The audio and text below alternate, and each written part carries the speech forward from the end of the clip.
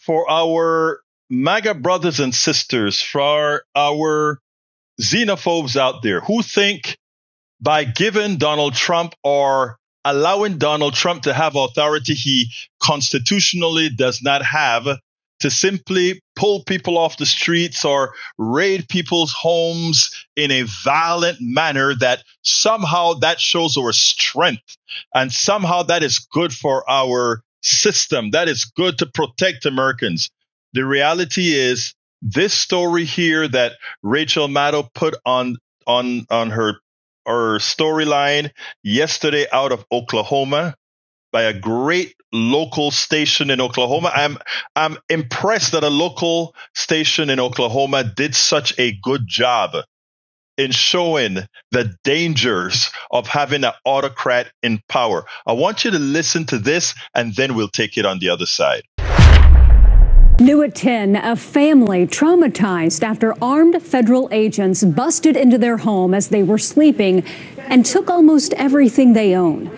Problem is, they were not the people agents were supposed to be looking for. News 4's Spencer Humphrey is here with their frightening ordeal. Spencer, what's going on here? Yeah, well, get this. That family just moved here about 2 weeks ago from out of state, and this is how their life in Oklahoma got started. They say they told federal immigration agents they had the wrong people, but those agents kept treating them like criminals, even though they're all U.S. citizens. Fear. Because I did feel at times I felt I was going to die. So much fear. I kept praying. I said, God, please let me live through this moment. Humiliation. I was a zero. I was nothing. Pure disbelief. I just couldn't understand, how is this happening to us? All just for wanting a fresh start. You come to Oklahoma and you get treated like this. For what?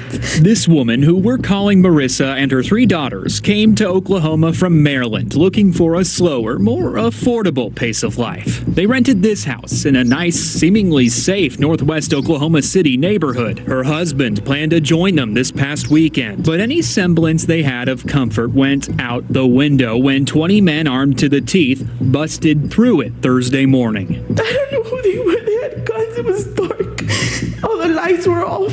They were federal agents, Marissa says, with the U.S. Marshals, ICE, and the FBI. And I kept asking them, like, who are you? What are you doing here? What's happening? And they said, we have a warrant for the house. They ordered Marissa and her daughters outside into the rain before they could even get dressed. They wanted me to change in front of all of them, in between all of them. The thing is, the suspect names on that search warrant were not Marissa's or anyone in her family's. They were, however, names listed on mail still arriving at the house. Former residents, perhaps. We just moved here from Maryland. We're citizens. That's what I kept saying. We're citizens. She says they didn't care. We weren't criminals. Why were they treating us like criminals? We were here by ourselves, that we didn't do anything. The agents ripped apart every square inch of the house, taking their phones, laptops, documents, and their life savings in cash as evidence. Like, I have to feed my children. I'm gonna need gas money. I need to be able to get around. Like, how do you just leave me like this, like an abandoned dog? And when they left, they told her something. I know it was a little rough this morning. It was so denigrating. Like, you do all of this to a family, to women, your fellow citizens, and it was a little rough. You have literally traumatized me and my daughters for life. This family has virtually nothing. And I said, when are we going to get our stuff back? He was like, it could be days or it can be months. Nothing but questions. Well, what if I would have been armed? What if you're breaking in? What am I supposed to think? My initial thought is we were being robbed. My daughter's female daughter's being kidnapped. Nothing but likely lifelong trauma. We have guns pointed at our faces. Can you just reprogram yourself and see us as humans, as women, a little bit of mercy, and care a little bit about your fellow human mate, about your fellow citizen, like fellow resident. We bleed too. We bleed just like anybody else bleeds. We were scared. You could see in our faces that we were terrified. Marissa says the agents refused to leave any contact information or business cards. She believes the agents wore logos connected to ICE, the U.S. Marshal Service, and the FBI. Today, the U.S. Marshal Service says their team was not involved. We also reached out to the FBI asking about that agency's level of involvement. Last week, they told us they assisted in this case. Late this afternoon, they told us they were not on the scene. They told us to contact Homeland Security, so we did. A spokesperson told us they would look into it and get back with us. So far, we've heard nothing. As for the family's phones, electronics, and cash, they have no idea which agency has their belongings or how to get them back. Now, xenophobes, MAGA, for all of you who get a pleasure in seeing these undocumented workers pulled off the streets, thrown out to El Salvador, maligned, treated like animals, treated like less than humans. For those of you who think it's okay, for those of you who voted for this moron to do these things, this autocrat to do these things, these people were American citizens.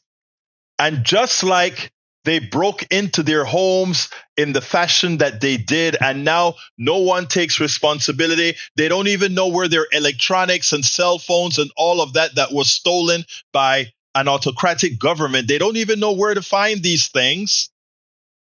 If you think that will only happen to brown people, to people that are already, first of all, for all the brown Latinos and black men that voted for Donald Trump thinking that somehow he would be for you, this can happen to you because most of these things occur out of racial profiling that is endemic within not only his party, but within the culture that he creates, the MAGA culture. That is endemic within there. But it's not only that, because liberals and everybody else that look a bit different, act a bit different, associates a bit differently. This is what you can expect going forward. Because once you do it the first time and get away with it, once you do it the second, the third, the fourth time and get away with it, it becomes modus operandi. It becomes, we can do it. And that then is something that all of us will then fear. And the magical word there is fear. And that is what an autocratic government expects out of you. That is what Trump wants out of you. And while today it is those pinko liberals, while today it is those brown people, while today it is all those who are considered the other, when Trump does something that you decide is not right, like you are going to find out when the ultimate results of the tariffs and other policies, the tax cuts and the cut in Medicare and the cut in Medicaid, when all of that is realized and people in Appalachia, our MAGA brothers and sisters, finally realize they've been had. By then, the established modus operandi to hold on, to kidnap leaders will be in full vogue. Be careful. You better start teaming up now. You better start realizing who's on your side right now. We spend a lot of time deconstructing the news, trying to parse it into a form that everybody can understand. We try to find those little nitpicks where it flies above the fray, etc. If you really like these videos that we do, I want to ask a big favor. Please go ahead, number one, subscribe to our channel, and number two, please join if you can. Thank you so kindly for watching. Keep watching. Please remember to share. We must populate the entire internet with our progressive message, a message that we know is what most Americans say that they want. So help us, please join.